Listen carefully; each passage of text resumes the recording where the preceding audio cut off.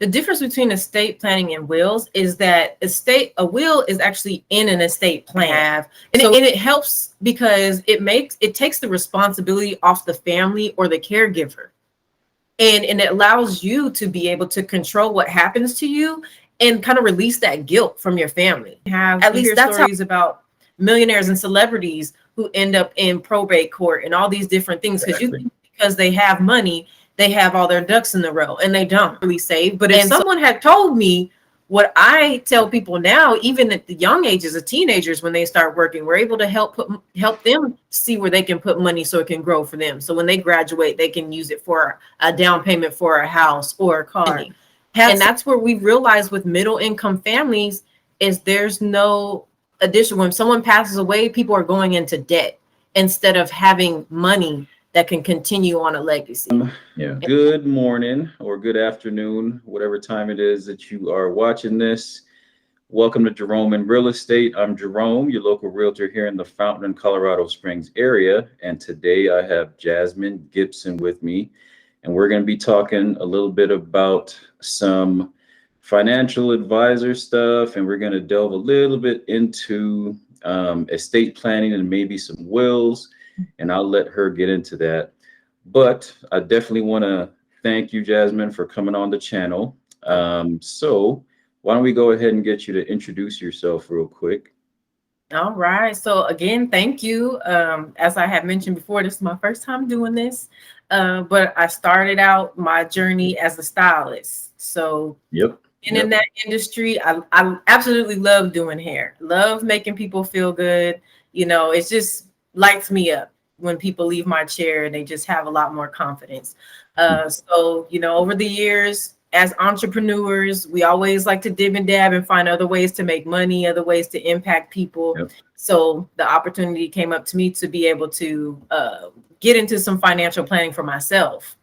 And when I realized as a self-employed person how much it impacted me, I was like, how come we're not sharing this information more, especially in the stylist self-employed community? Because a lot of people don't have that information. They're just making money, paying bills. That's it. After being a client for a little while, I was like, well, let me see, you know, what this could look like for me to be able to make extra money and make my goals, but also help out the community, help out people around me. So now I'm here, been in the business for about 4 years now. And it's been great. You know, the impact is really what I'm in it for. The impact more than anything, the education. That's good. Yeah. So, I mean, you know, just a little bit of full disclosure for everybody, you know, that's how we met is because you were doing my daughter's hair. Yes. And yeah, I happened to take her that one time. I left. Yeah, like after you left the state, you know, we were running around like, oh my God, who's gonna do her hair now and all that kind of stuff. You know what I mean? Because that's how much care you had taken with your clients. You know what I mean? So that was good to see. But then, you know, when I happened to be in the room that one time that I took her, it was clear to me that you had an entrepreneurial spirit. You were already looking into, you know, financial advising and everything like that. You and I spoke a little bit about that. And I love anything to do with people, you know, branching out, doing their own thing, either as an independent contractor or, you know, all out business owner or whatnot. And you had been doing it for a little while. So it was like, oh my goodness, this woman is on point. So then after figuring out that, you know, you were delving into, you know, financial planning and stuff, it just made it all the better, you know. Sure. And it all comes full circle, which is what I love about it is people like, you know, the hair industry and the finance industry are two different things. And I'm like, but are they though? Because you know how stylists, people come to us and they tell us their problems. They tell us the things that they go through in life. And, you know, for me, it's like, well, now I can actually do something about it. I can offer a solution rather than, you know, being a listening ear, which is always great. But, you know, I feel I'm the type of person where I need solutions at one point, you know, so it's like being able to help and offer a solution in those situations just kind of marries the two for me. It's like I can make your hair look good and I can make your pocketbook look good. So you're still doing both then. You still a stylist. Mm-hmm. Okay. Perfect. Yeah. Perfect. Yeah. That's At least good. for the time being, you know. Good. And then, so which one do you think is going to take precedence after a little while? Finances for sure. Yeah. Okay. Finances for sure. Yeah, that's definitely the goal. That's definitely the Mhm. goal. Just the impact I can make. I'm always going to be in the hair industry. That's my first passion. That's my love.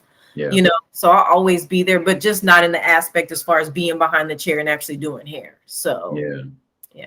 And then, I mean, do you have any other entrepreneurial endeavors that we need to know about? What else you getting into? Not at the moment. I am getting into some things, but I don't have Yeah. anything. I have some things in the works, some plans, you know, but at the moment it's just, you know, I'm just dealing with hair, working with Mhm. hair, and then working on making a full transition into finances full time. Because right now I'm part time. So my Okay. goal is by the end of this year to be full time in the financial industry. Yeah. Mhm. Okay. So, the one of the big reasons I wanted to get you on was to discuss a little bit about estate planning and maybe wills and how they differ and stuff like that. Yeah. But first, I kind of just want to make sure that I have a good understanding of what your lane, what you consider to be your lane. You know what I Mhm. mean? What is your niche? So if you can just let me know, what portion of either financial planning or financial advising do you feel like is the one that you're focusing on? Yeah, so right now I'm focusing more on the distribution of financial services. So that's as far as making sure people are properly protected with life insurance, they have their investments, they know what their investments are doing, and an umbrella of other different things that fall underneath financial distribution. Okay. I'm able to be able to allocate or direct people into the right area they need to be when it comes to estate planning, which is good because with that they have not only an attorney or an estate that they can go refer to whenever they have an emergency, but they also have that legal aid, that legal protection to where they can make sure their wills and estates and legal documents, living wills, all those things are taken care of as well. So it's not just one thing, and that's something that I constantly want to remind people of, because a lot of times when I meet with them, we're meeting and we're talking about life insurance. And then I usually come back and offer them a complete plan and show them how within that plan, how I can help them reach retirement, how I can Right. help make sure that their, legal end of, whatever they need is taken care of, making sure that they have, protection for their home, Yep. automatic home Yep. systems. It's an umbrella. And then for businesses, we also offer business solutions. So small business owners, a lot of the times they don't have the access to offer benefits like 401ks, things like that. And it's not only that, it's expensive. It's really Okay. expensive. And they can, half the time, especially after COVID, can barely keep their doors open. So to add another expense to make sure that they're giving themselves some competitive edge in the industry is a lot right now. Yeah. So we're able to come in and offer those solutions without any cost to them, to still be able to give their employees a benefit of investing and things like that. Okay. Gotcha. Mhm. So if we can, I mean, I see that it's mainly a holistic approach that you're Mhm. taking here. You're able to guide, advise, and then also ensure people get to the right person to talk to about, whatever it is they need to. And if it's, let's take estate planning, for instance, right? So, or actually, either estate planning or wills or whatever, right? Mhm.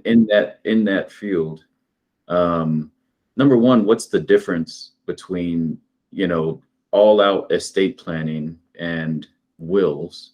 Right. And then, number two, would you be the person to actually go through and chat with somebody fully about those two things?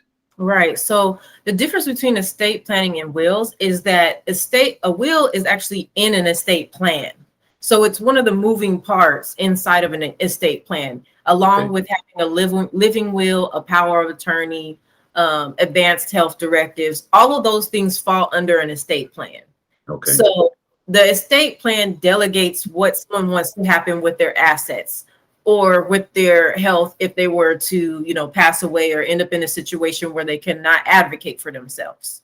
And I think that that might be something right there that I need to make sure that I'm clear on, right? Mhm. So whenever we are talking about estate planning, it is definitely someone is incapacitated or unable to make decisions for their own financial stuff, right? Is that what we're talking about? Okay. Exactly. Yes. Estate planning essentially protects the assets, protects whatever they built, protects their life. It's the umbrella, that they Yeah. put. It's raining outside. It's that Yeah. umbrella that they have, and everything else falls underneath that. And And so then you're saying that, like, let's say, for example, you're also saying that a will is just one small component within all the estate planning features that you might be able to put together. exactly. Because you'll have a will, which pretty much dictates what happens to all your belongings, your assets, things like that once you pass away.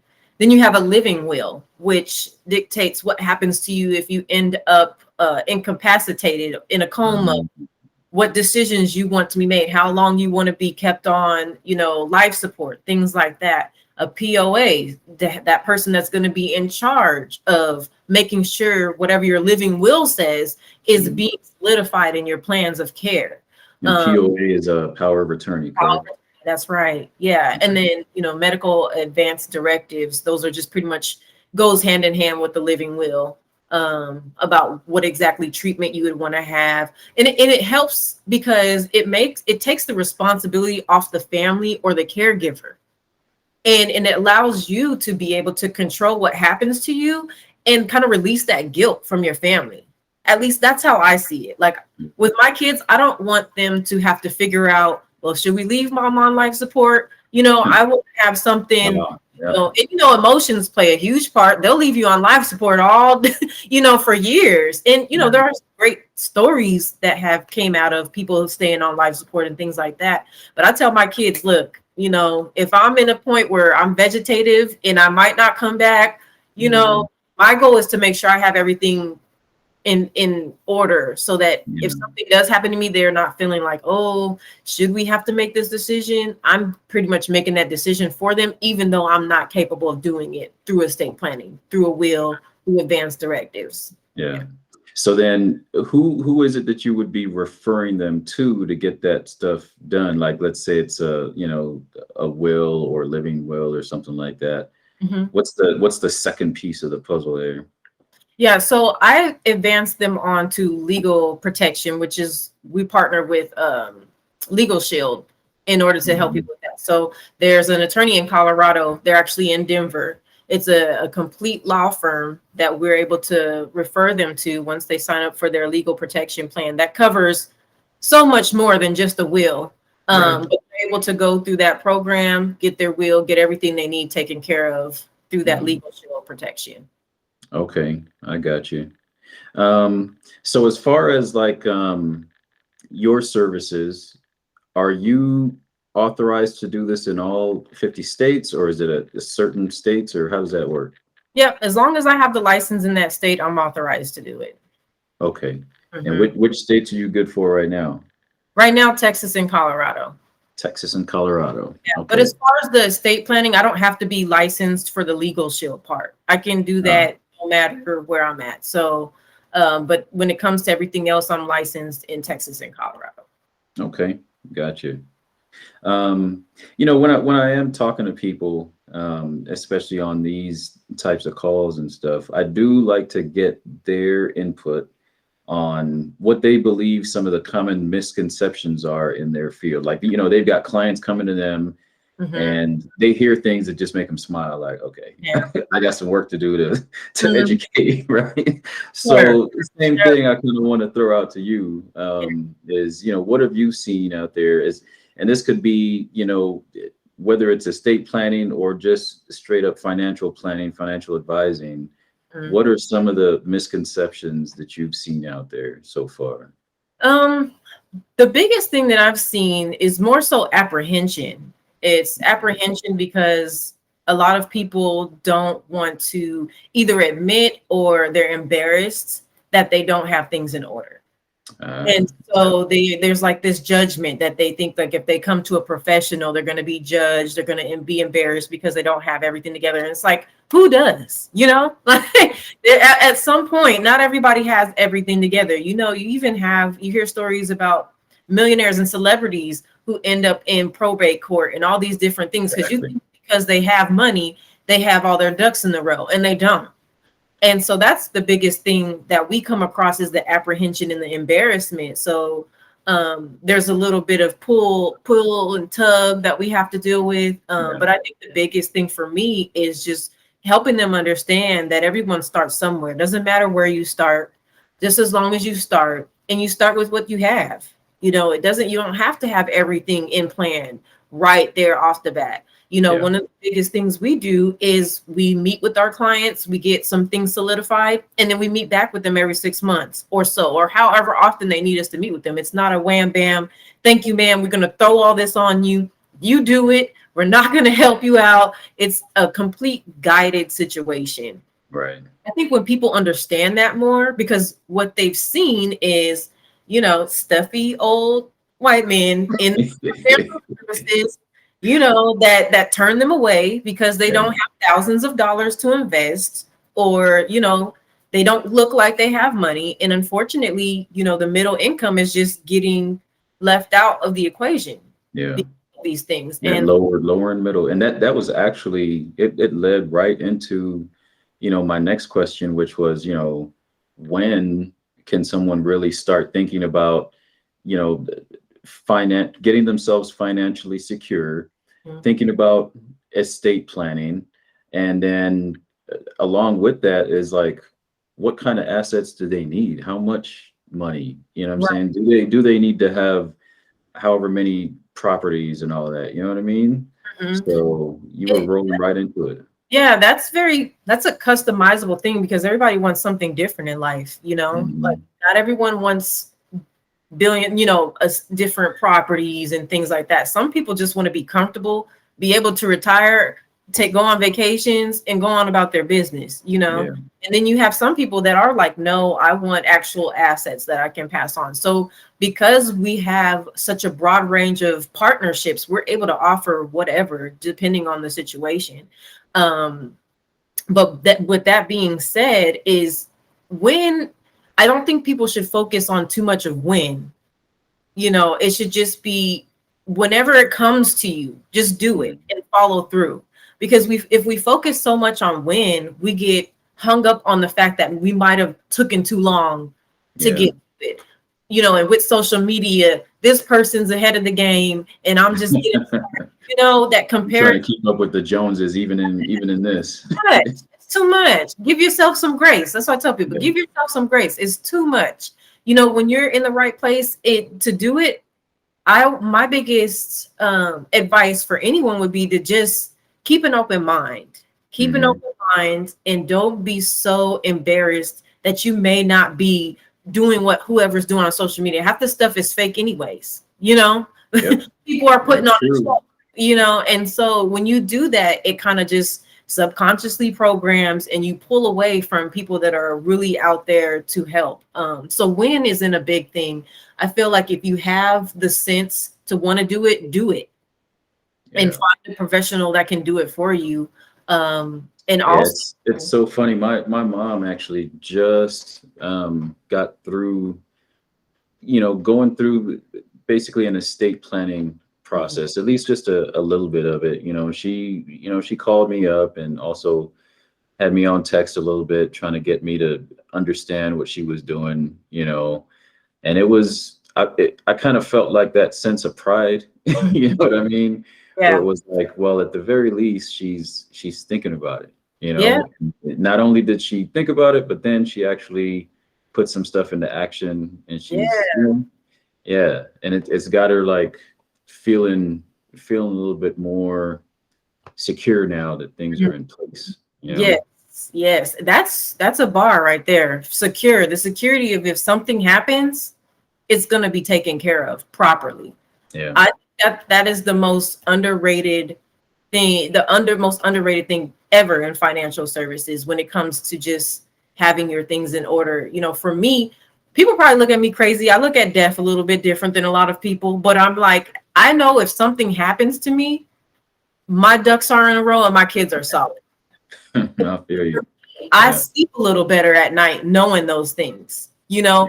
And some, they get a little scared because they're like, well, if I plan this, does that mean that I'm wanting my life to end? Like, am I kind of, you know, they think that they're kind of on death. And it's like, no, you're just preparing. You know, you're just being proactive. There's nothing wrong with being proactive and making sure things are how they need to be, you know. And that's definitely the way I think of it as well. But it's that matter of, I think of it that way, but now I gotta I gotta go do it. You know, I gotta put some of these into action. For sure. And you know, the biggest thing for our office to communicate is generational wealth, not just, you know, generate, because I'm of the African American community, you know, of course that's going to be dear to heart, because I see people around me who we haven't been able to pass on wealth. And it's been slow going. It's very slow. You know, that trickle down economics hasn't quite trickled down to where it needs to be. And people just, I feel like what's the way to put it? I try not to. My personality can be a little brash sometimes. You good? Let's have it. I think that people get too caught up in the hearsay. You know, oh, that's not good, or they just want you to do that because they want to have your money and blah blah blah blah blah. Yes, your kids should have money left over. Like, why would you want to throw them to the wolves and not have nothing set up, nothing planned? If you were to pass away, have absolutely no money to take care of your final expenses, to uphold the expenses of the maintaining the household, why would you not want to have that? You know, and I've met some people who are like, nah, they're gonna struggle like I struggled. And I'm there is quite a strong opinion out there where, you know what, you let them struggle to help them be strong. You know what I mean? Yeah. And it's that dichotomy, you know, which way is it gonna go? I definitely have heard, I don't know if it's an old proverb or whatever it is, but there's this statement out there where there's a generation that starts off broke and poor and in the dirt, right? And their kids see that they're broke, poor, and in the dirt. Those kids will fight like hell to raise themselves up. And when those kids are adults, they have kids that are seeing their parents just live life perfectly. Everything is all set up and the kids are not struggling. Right. And then the theory goes that because they didn't struggle, that particular generation is now going to be headed on the downward. They're going to be headed right back to where that very first generation was at. So it's one of those things where somehow you got to keep it balanced. Yeah, for sure. And my outlook on that is, well, if you're so concerned with that generation bringing things down, we'll educate them so that they can maintain it. You can't be so education is what is the key then. Yeah, you can't be so concerned with the negativity, you know, oh, this generation, that, but it's like, well, there's a generation above them that's supposed to equip them with what they need so that they don't, you know, go down in the ground. And that's the thing that people forget. It's like, well, we can help, you know, it doesn't have to be every man for himself. You know, it doesn't have to be, you know, just, oh, this generation, you can't completely remove yourself. That's a good take on it. That is a good take on it. You can't absolve yourself of the responsibility to educate them on why they might end up going backwards. Exactly. Yeah, that's actually good. I like that.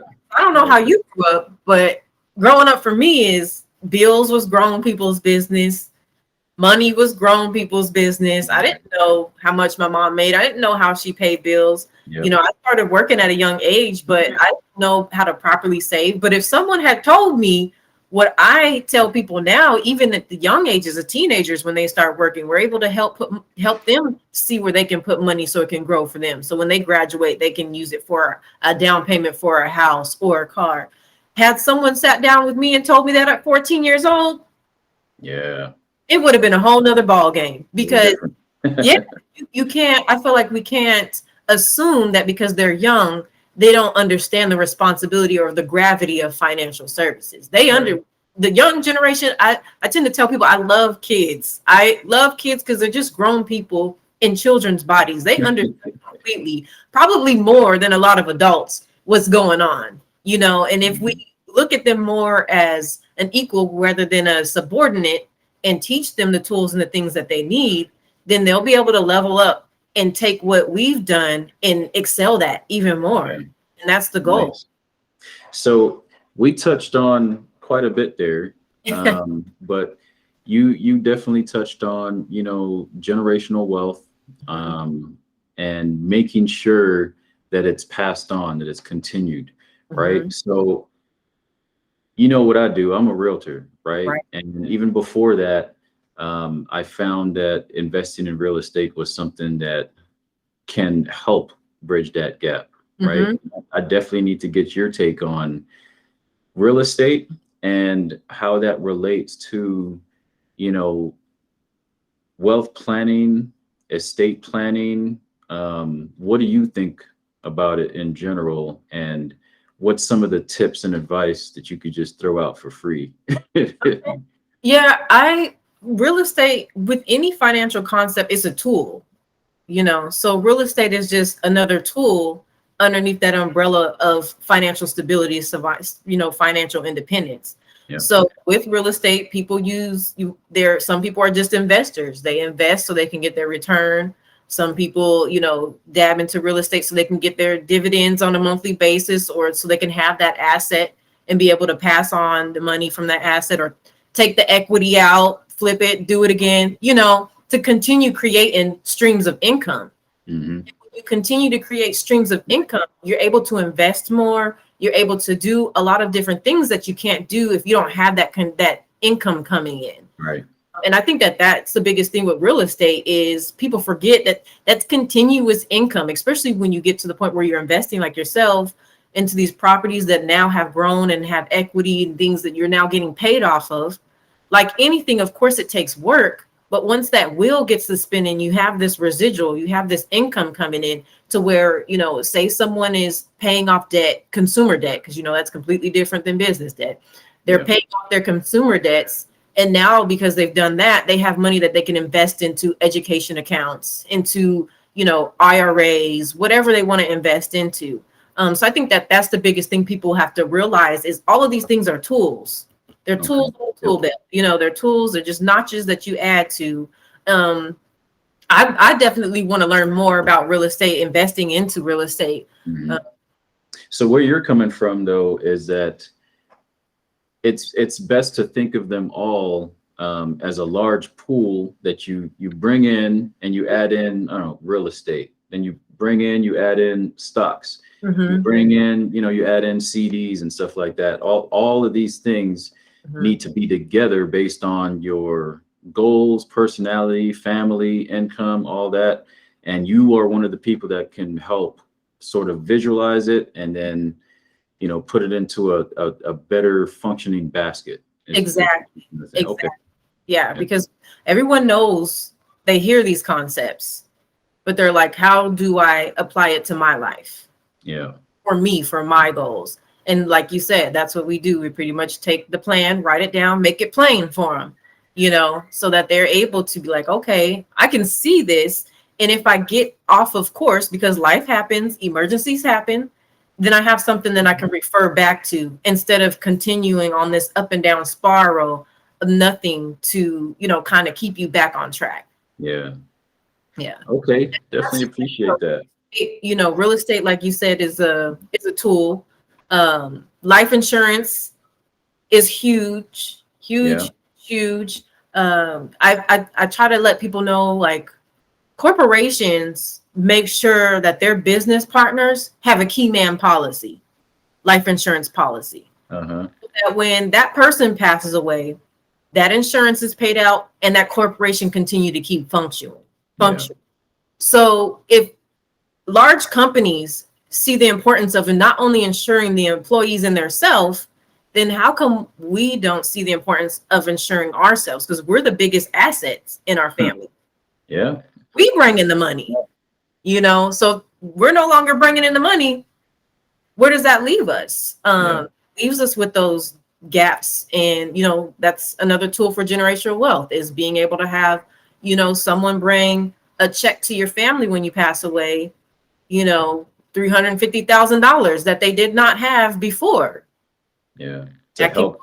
Not only to help out with the grieving, but then after that, just like you're saying, that, maybe you're the breadwinner in the family. Somebody's got to continue that until somebody else steps up, so Exactly. Because who wants to grieve and have to stress about bills? Yeah. Like, that's something I know for myself. I would lose my mind. I would lose my mind. Like, I want to be able to take time off, whatever people need to do. And not only that, they're able to pay down debt. They're able to do whatever they need to do to keep that financial plan that we put together functioning. And that's where we realize with middle income families is there's no addition. When someone passes away, people are going into debt instead of having money that can continue on a legacy. Yeah. And that's one thing we're aiming to change within the community, for sure. Awesome. Yeah. Awesome. So overall, I think we hit all the key points that I wanted to. But if you were to, try to either summarize or give, your top 2 or 3 tips that you could, send out there to people watching this, what would they be? My biggest tips, especially right now with what's going on with the economy, would be for people to live below their means. Because that's one of the largest things that's creating debt for people, is they're living above their means. They can't maintain what they're paying out on every month, whether that's car notes, things like, some things you have to pay for. I get that. You have to pay for a car every month. You have to pay your insurance every month. But if we're not making sure we're not living above that, then it's just going to kind of keep us in this hamster wheel of only paying debt, only being a consumer. And we deserve better, right? But Amazon Prime got so much good stuff, though. Like, what am I supposed to do?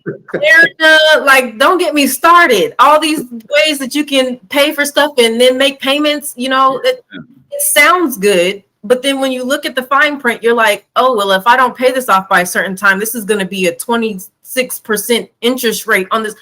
Yeah. 26%. Craziness, right? 26% on a Keurig, like, it's not worth it. So that living below your means is the biggest thing that one of the biggest things that I would advise people to do. And also figure out, once they start living below their means, paying themselves first. People, they forget about paying themselves. What's that mean? Yeah, they forget about that. They don't put any money away for an emergency. Okay. They don't put any money away for their IRAs or anything like that. And not saying because they can't, they can't a lot of the times. But if you can, it doesn't really take a whole lot. One thing I love about our company is we can help someone with a little as $25 to $50 a month. But the biggest thing is getting that muscle going. You don't just go to the gym one time and be bulk up and be like, I'm done. You have to going to the gym to see the gains. So consistency. So consistently putting away $25, $50 a month. It may not sound like a lot, but over a year's time, okay, then if you have an emergency, now you have this pool of money that you can go take out of, instead of using a credit card, instead of taking out a loan and just taking more money out of your household. So those are the 2 biggest things that I would tell people to focus on, is paying themselves first, because they deserve it. Work our butts off, and if you can't pay yourself first, it's because your expenses are too high. You need to decrease your expenses, stop paying all these money to people outside of your household, and put it more into yourself, put it more into your kids. And I think that once we really get that concept down and, completely under wraps, it's a game changer for people. It's been a game changer for me, for sure. So awesome. during COVID, I realized that a lot of, you've seen older stylists, right? Women that are like 70, 60, 70 years old, still hot combing hair. Yep. I realized during COVID, I was like, it was like an epiphany. I was like, Miss Betty's not doing that because she wants to, you know? Exactly. She's doing that because she has to, because she's been self-employed for so many years and no one taught her how to put money away as a self-employed person. And there was never a plan in place. Yeah. And then seeing, all these states, I'm in a hair group, and seeing all these stylists just scrambling and, fighting for air because their state's been shut down for weeks and weeks and weeks, months. Yeah. California was shut down for a while. Yep. So to see things like that and know that there have been women that have been in the industry for 15, 20 years, not have any money put away for an emergency is just, it was mind-blowing to me. It was mind-blowing to me. I was like, wow, we got to do better. We got to do better to educate people so they know they have options. Good. Yeah, I'm glad you were able to come on and talk about that exactly. I mean, it's not just hairstylists, it's all independent contractors. We have a little bit tougher time ensuring that all of our finances are complete. I'm not saying that your normal 9-to-5ers aren't in some type of boat like that, but everything rests on the shoulders of the independent contractor or the business owner. That's what you do. So yeah, I'm definitely glad you're pointing that out. Yeah. So I'm gonna go ahead and wrap that up. I do appreciate the summary and all the tips you gave out. Why don't you give us contact information, how somebody can reach out to you? You did say that you're currently good for financial planning in Texas and Colorado. And as far as estate planning, you said that's pretty much all 50 states, right? Yes. But I have other business owners that I work with. So even if they're in another state, we're able to help them out. So I may not be able to, but I'll get them to somebody who can help them out for sure. So how do they reach you? And if they're wanting to do a free consultation, they can email me at ggfinancesolutions. That can send that to you as well to share it in the description. So I'm gonna put all that contact information in the description of this video. So no issues there. Anybody that wants to reach out, please reach out to Jazmine. Yes, I'd love to help them and see how we can impact their life. A lot of people left their jobs. They're leaving their money with their jobs. Go get your money, people. Please do. Say no more. Say no more. Please do. Yeah, but thanks for coming on. And for everybody watching out there, if you did like this interview and you want to see more of this type of content, please give this a like and then give it a subscribe. Contact Jazmine if you want to learn a little bit more about financial planning or you want some advice. And I will see you next time. Thank you.